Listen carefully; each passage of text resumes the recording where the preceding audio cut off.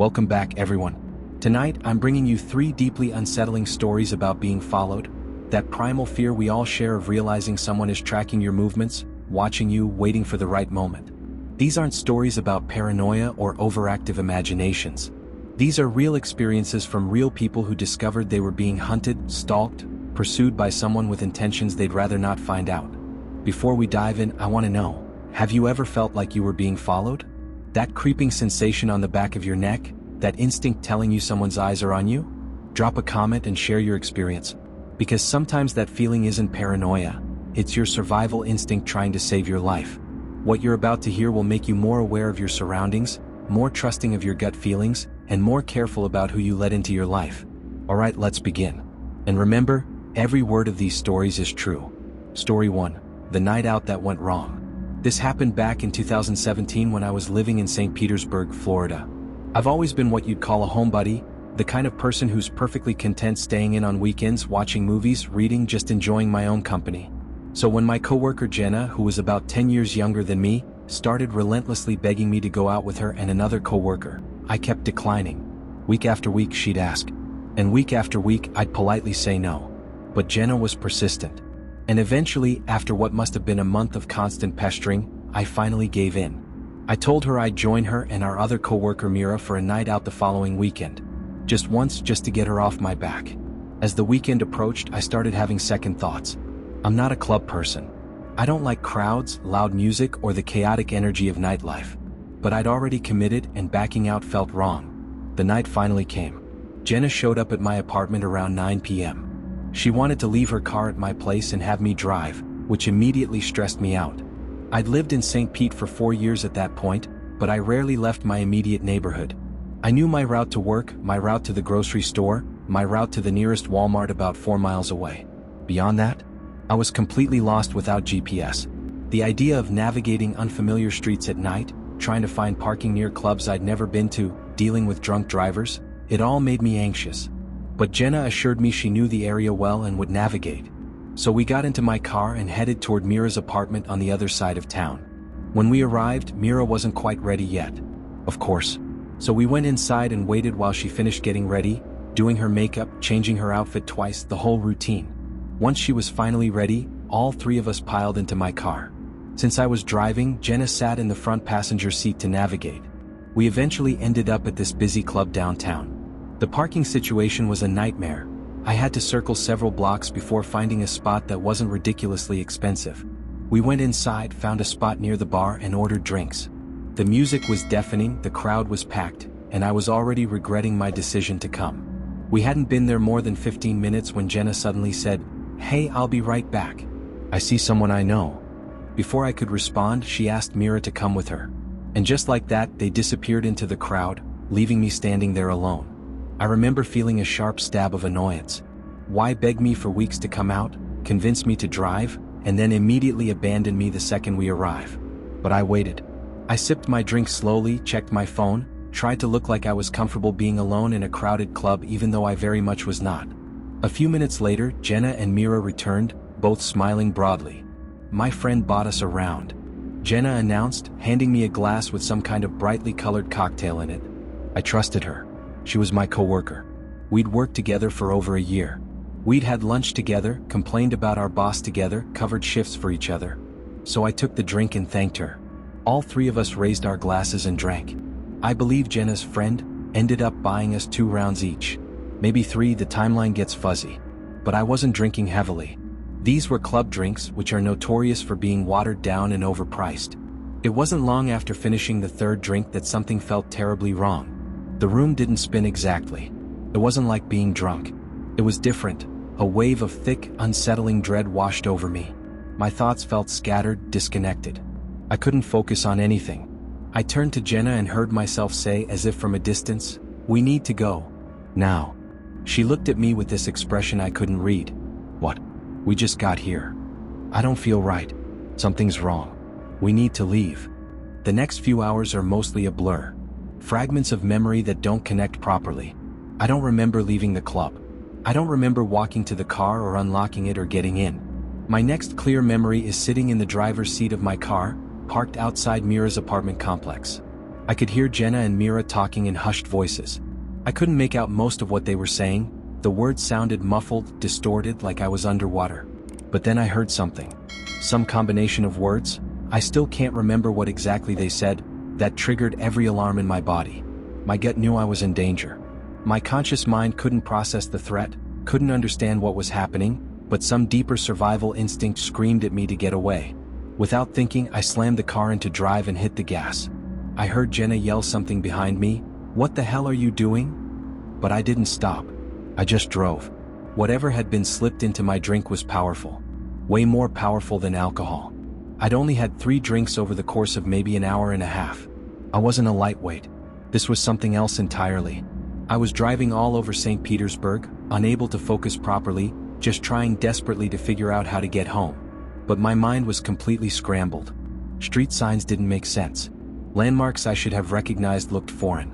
At one point, I stopped at a red light, my hands gripping the steering wheel so tightly my knuckles were white. Suddenly, I saw 2 figures approaching my car from the side. 2 men moving purposefully toward my driver's side window. And then someone was pulling my car door open. I was in complete shock. My car doors automatically locked the second I put the vehicle in gear. It's a safety feature built into the car. I still have no idea how they managed to open it. But these 2 men were actively pulling the door, and through my drugged haze, I could see it starting to open. The sight shocked me out of the mental fog just enough to react. I slammed my foot on the gas pedal and sped through the intersection, running the red light. I heard shouting behind me, but I didn't look back. I just drove. After that moment of sheer terror, the memory vanishes again. It's just gone, a black hole in my timeline. The next thing I remember, I was sitting in my car, parked on a quiet residential street I didn't recognize. The houses around me were dark. No street lights. No people. I was staring blankly at my phone, holding it in my hands but completely unable to figure out how to use it. The screen was lit up, but I couldn't make sense of the icons. Couldn't remember how to unlock it or call anyone or pull up GPS. The drug had made me so paranoid and confused that the simplest actions felt impossible. I looked around at the empty street. Saw no one. Convinced myself I was safe, at least for the moment. I reclined the seat and fell into a deep, drug-induced sleep. I woke up around 5 a.m. The sun was just starting to lighten the sky. The drug was finally wearing off enough that I could think semi-clearly again. I managed to operate my phone. Pulled up GPS, saw that I was about 8 miles from my apartment in a neighborhood I'd never been to before.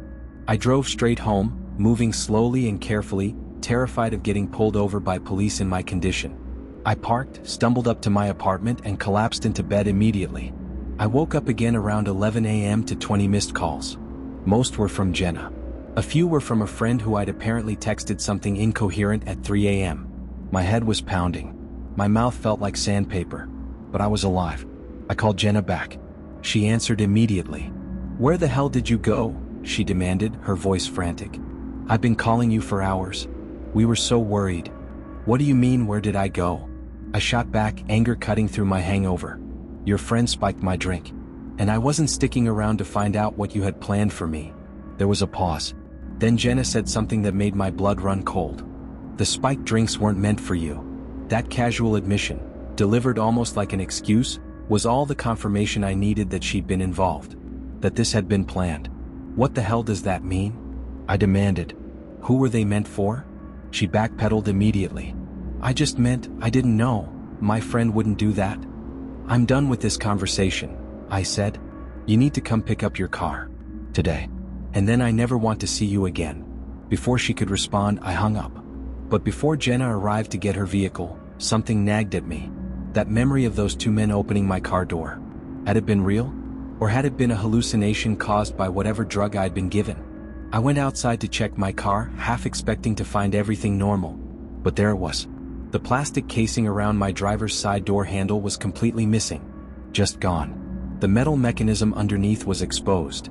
Whoever had been holding onto that handle when I sped away must have gripped it so hard they ripped the entire plastic housing right off. The physical damage confirmed that the terror I'd felt wasn't a delusion. Those men had been real.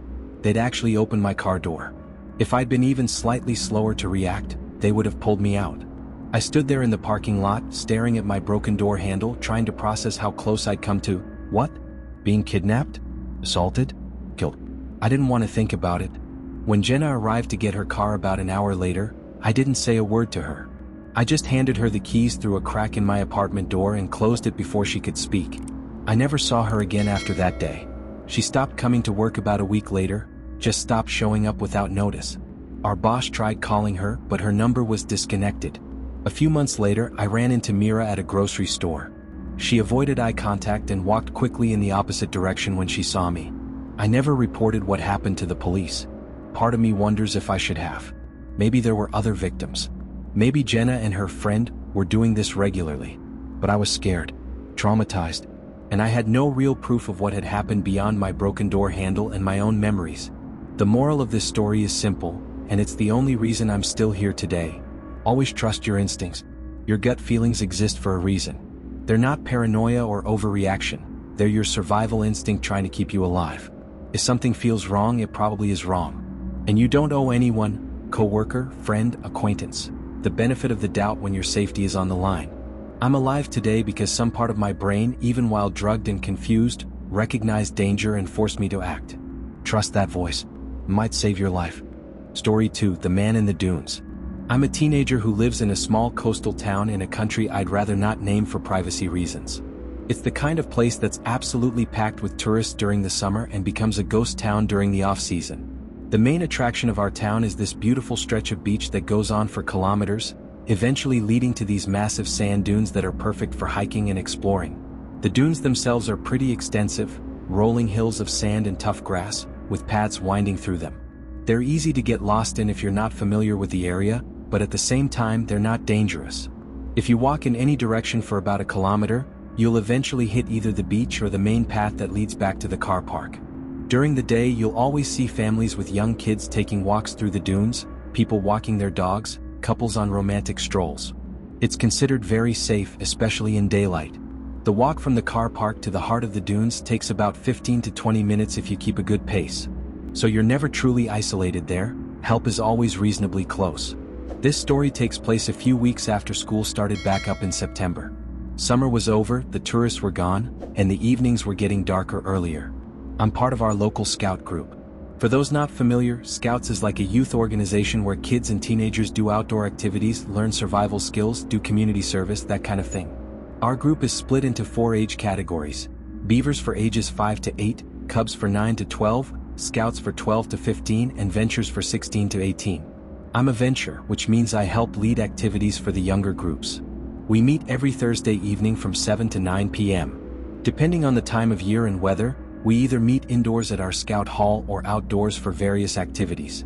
On this particular Thursday night, it was the Scouts' first meeting back after summer break. As per tradition, we were doing the Baldy Man Challenge. Baldy Man is the nickname for the biggest sand dune in our area. It's this massive hill that dominates the landscape of the dunes. The tradition is that the older Scouts, the 14 and 15-year-olds, hike up to the top first, and then the newer Scouts, the 12-year-olds who just joined, follow them with assistance. When the new Scouts reach the top, they're officially considered full members of the Scout troop.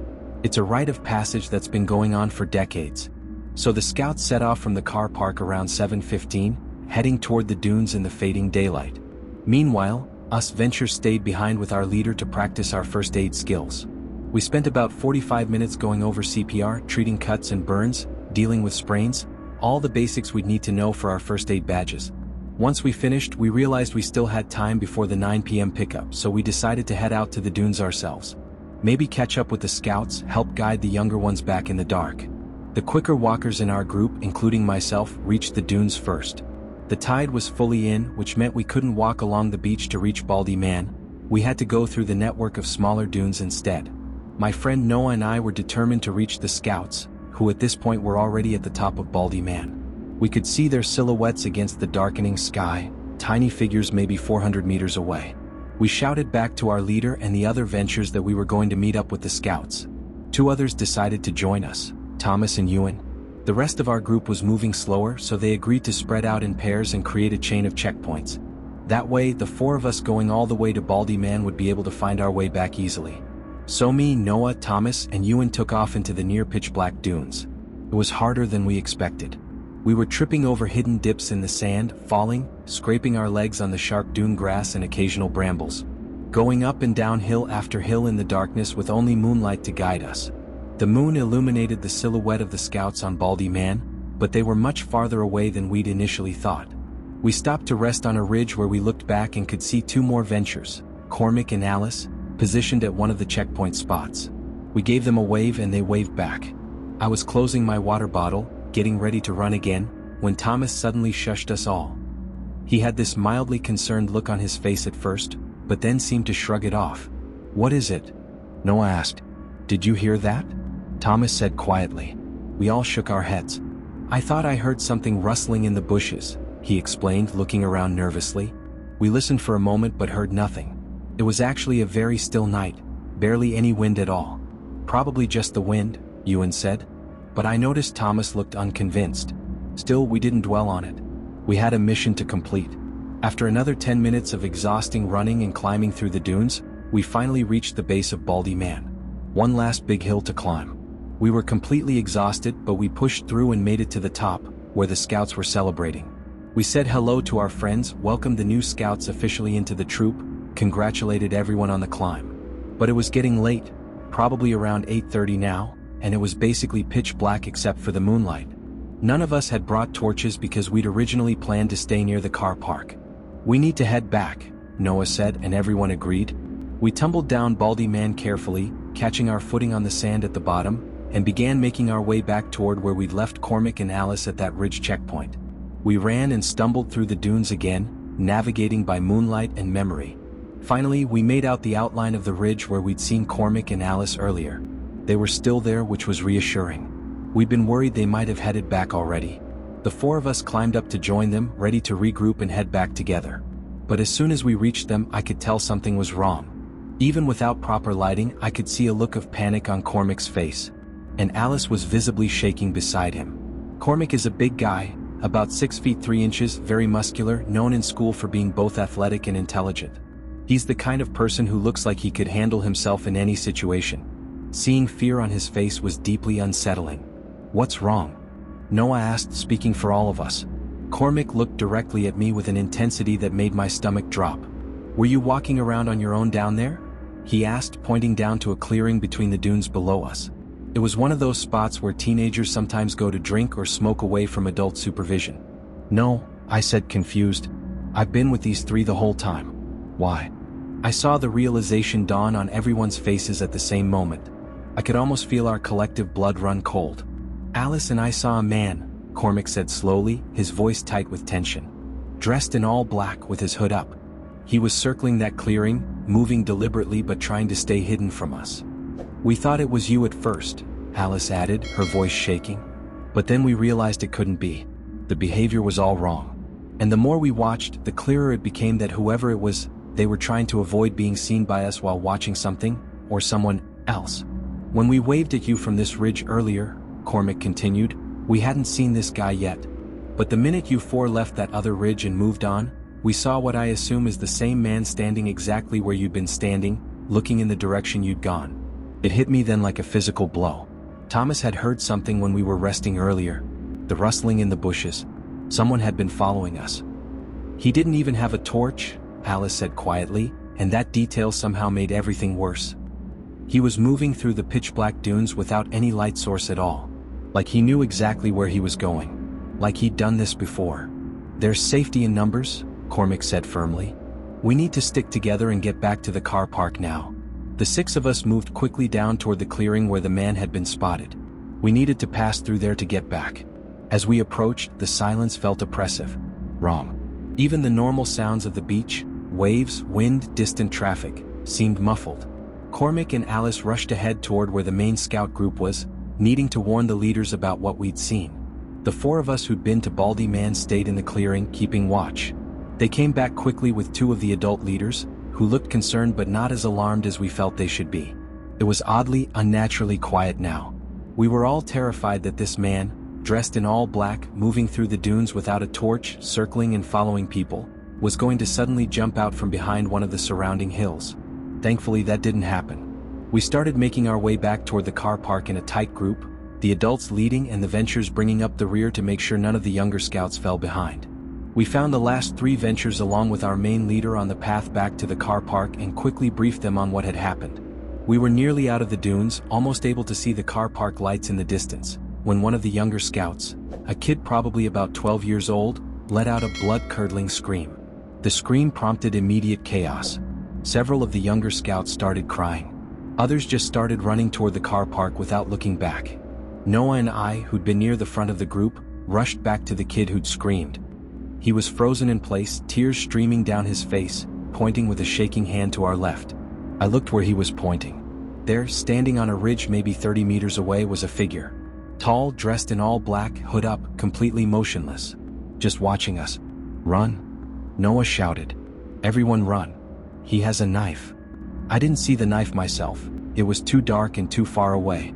But I trusted Noah's eyes. And more importantly, I trusted his instinct.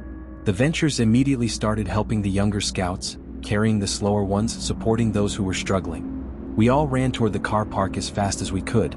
I never looked back. I was too scared of what I might see, whether he was following, whether he was gaining on us, whether there were others with him. We burst out of the dunes and into the car park, where the artificial lights felt like sanctuary. Safety. Civilization. The adult leaders immediately started calling parents, telling them to come pick up their kids right away instead of waiting until the planned 9 p.m. time. Within 20 minutes, the car park was filled with concerned parents collecting their terrified children. I'm sure each family has their own version of what happened that night, but only a handful of us know the full story. I never saw the man's face. Not clearly. And honestly, I have no desire to find out who he was or what he wanted. But I know this: he was following us. Deliberately. Patiently.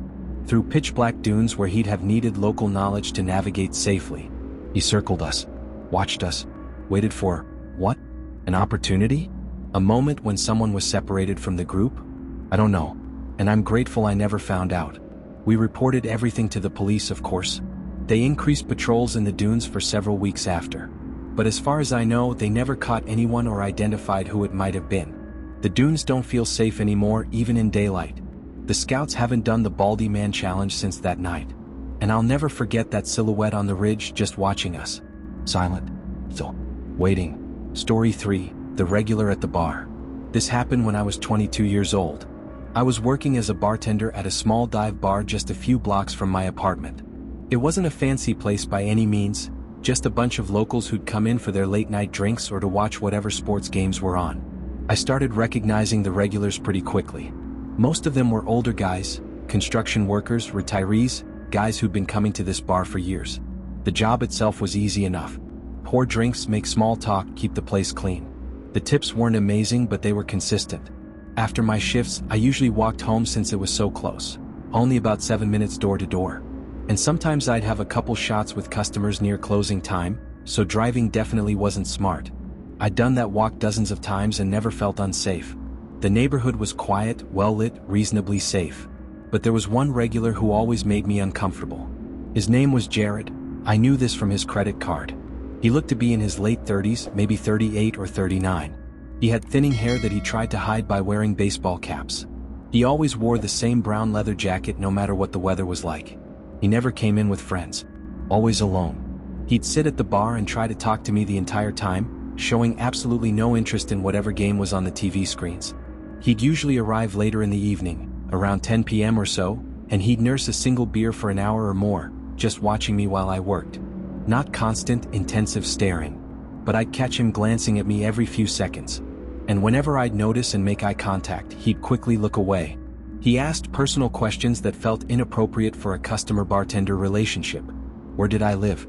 Did I live alone? What did I like to do on my days off? Did I have a boyfriend?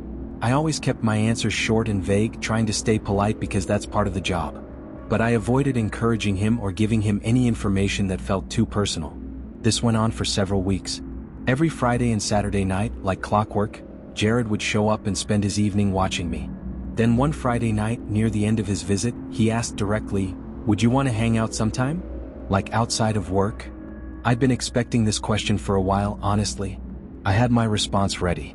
"I appreciate that," I said as politely as I could, "but I'm not interested. I like to keep my work life and personal life completely separate." His face changed immediately. The friendly smile vanished. His jaw tightened. He stared at me for a long, uncomfortable moment. Then he forced a tight smile and said, "Yeah, whatever." He threw some cash on the bar, exact change for his drink, no tip, and left without another word. I remember feeling relieved he was gone, but also uneasy about how quickly his demeanor had shifted. Like I'd seen something underneath the friendly regular persona that he normally presented. My shift ended at midnight like usual. The other bartender came in to take over the late night shift. I counted my tips, grabbed my hoodie, and headed out the front door into the cool night air. The street was quiet as it typically was that time of night on a weekday. A few cars passing by but no pedestrians. I just turned onto the next block, maybe a minute into my walk home, when I heard someone say my name. It made my stomach drop immediately. Who would know my name? Who would be out here at this hour? I turned around and saw Jared standing near a lamppost about 20 feet behind me. I hadn't heard him walk up. Hadn't heard footsteps. He was just there. He gave a small wave and started walking toward me. I stopped but kept distance between us, my body instinctively taking a step back. "Sorry," he said, his tone overly casual. "I didn't mean to startle you. I just wanted to apologize for earlier. For storming out like that." "It's fine," I said quickly. "But I really need to get home." He nodded, moving slightly closer. "I just wanted to ask one more time if I could maybe get your Instagram or Snapchat or something. I promise I won't bother you. I just think you're really cool and I'd like to get to know you better." "I don't really use social media," I said, which was partly true. I had accounts but kept them very private and definitely didn't give them out to customers. He stared at me for a moment, then smiled in a way that made my skin crawl. It didn't reach his eyes. "That's weird," he said slowly, "because I've seen you taking pictures at the bar before. Posted them on Instagram with location tags and everything." My heart started pounding. How did he know that? Had he been looking for me online? Searching for my accounts? "Please just leave me alone," I said firmly, no longer trying to be polite. He kept that unsettling smile and said, "Okay. No problem. Have a good night." I turned and started walking again, trying to stay calm, trying not to show how frightened I was. After a few seconds, I thought I heard footsteps behind me. Faint but there. At first, I told myself I was being paranoid. It's a public street. Other people walk here. But when I glanced back, trying to be casual about it, I saw him. Walking the same direction about half a block behind me. I sped up a little. He sped up too. I slowed down to see what he'd do. He slowed down to match. Felt like a sick game. Like he was toying with me, making it obvious he was following while maintaining just enough distance to claim it was a coincidence. My apartment building was only a few blocks away. I kept walking toward it, hoping desperately that he'd turn off somewhere, that this was all in my head, that he was just going the same direction by chance. But he didn't turn. Didn't stop. Just kept following. When I reached my building, I made a split-second decision. Instead of going straight to the entrance, I crossed the street and stopped, turning to face him directly. He stopped too. Just stood there under a tree, mostly in shadow. I couldn't see his face clearly, but I could sense he was smiling. "Why are you following me?" I called out, trying to sound braver than I felt. "Stop or I'm going to start screaming for help." He didn't answer. Didn't move. Just stood there.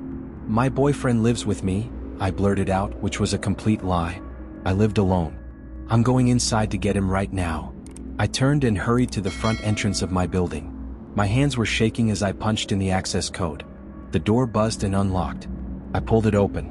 That's when I heard fast footsteps behind me. Running footsteps. I looked back and saw Jared sprinting toward the building, closing the distance between us terrifyingly fast. I lunged inside and let the door slam shut behind me. Didn't wait to see if it latched properly. Just ran. I took the stairs to the second floor two at a time, my breath coming in panicked gasps. My apartment was at the end of the hallway. Behind me, I heard the main door burst open violently. Then footsteps pounding on the stairs, coming fast. I reached my apartment door and fumbled with my keys, my hands shaking so badly I could barely grip them. The footsteps got closer. Louder. He was on the stairs. Coming up fast. I finally got the key in the lock and threw the door open, practically falling inside. I slammed the door shut and locked it just as I heard him reach the hallway. A second later, his entire body crashed into my door. The impact literally shook the frame. I screamed and backed away, grabbing my phone. He hit the door again. Harder this time. Like he was trying to break it down with his shoulder. I could hear him breathing heavily on the other side. Could hear him testing the doorknob, slamming his weight against the wood. Then I heard another door open in the hallway and a man's voice shout, "What the hell are you doing?" The banging stopped immediately. There was silence for a moment. then rapid footsteps moving away back toward the stairs. I looked through the peephole with shaking hands and saw my neighbor, an older man who lived across the hall, someone I'd only spoken to a handful of times, standing there looking confused and angry. Jared was already gone, disappeared down the stairs without saying a word. My neighbor knocked gently on my door. "Miss? Are you okay in there?" I opened the door just a crack, still shaking, tears streaming down my face. He took one look at me and immediately understood this was serious. "Tell me what happened," he said calmly. I explained everything. The customer who'd been making me uncomfortable, the rejection at the bar, him following me home, the chase into the building, him trying to break down my door. "Stay here," he said. "I'm calling the police." The police arrived within 15 minutes. 2 officers took my statement while my neighbor stayed with me. I gave them everything: Jared's full name from his credit card, the name of the bar where I worked, a physical description, everything I could remember. The building owner pulled security camera footage showing Jared running into the building after me and then trying to force my apartment door open. My boss at the bar provided additional footage from inside showing Jared's behavior toward me over the past several weeks. The next day, an officer called and told me they'd identified Jared Perez and were forwarding the case to detectives and prosecutors. It would be treated as stalking, criminal trespass, and attempted breaking and entering. Hearing those words, those official legal terms for what had happened, made everything feel more real, but also strangely validating. Like confirmation that I wasn't overreacting, that my fear had been justified. I went to the courthouse that same day and filed for a restraining order. I had to tell a judge everything that had happened, showing them the police report and the security footage. The judge approved a temporary restraining order immediately. Police served Jared with it within 48 hours. I was told the prosecutor was moving forward with criminal charges related to the attempted break-in and stalking behavior. That should have been the end of it. Justice system working as intended. But I didn't feel safe. Not really. I continued working at the bar. I needed the money, couldn't afford to quit, but I never walked home alone again. The manager arranged for one of the male bartenders to walk me to my building after every shift. Even with the restraining order, even with the criminal charges pending, I felt scared every time I approached my apartment building. I'd check over my shoulder constantly, rush inside as fast as I could, immediately lock every lock behind me. I'd lie awake at night listening for sounds in the hallway, jumping at every creak and footstep from other residents. The criminal case eventually moved forward. Jared took a plea deal. I didn't have to testify in court, thankfully. He got probation, a permanent restraining order, and had to register as a sex offender due to the stalking conviction. I moved to a different neighborhood 6 months later. Got a different job. Started over. But I never forgot that night. The sound of him running after me. The feeling of his body slamming into my door. The absolute certainty that if my neighbor hadn't opened his door when he did, if Jared had managed to break through, I don't think about what might have happened. I can't. All I know is that I trusted my instincts that night. When I felt uncomfortable at the bar, I set boundaries. When he followed me, I recognized the danger. When he chased me, I ran. And that's the only reason I'm here to tell this story. 3 people. 3 situations where they were being followed. 3 moments where split-second decisions meant the difference between survival and becoming a victim. I want to thank everyone who shared their experiences. Being followed is one of the most primal fears we have as humans, and recognizing the warning signs can save your life. If you found these stories valuable, please like and subscribe. And if you've ever been followed or felt unsafe, drop your experience in the comments. Sometimes sharing these stories helps others recognize danger before it's too late. Stay safe out there. Trust your instincts.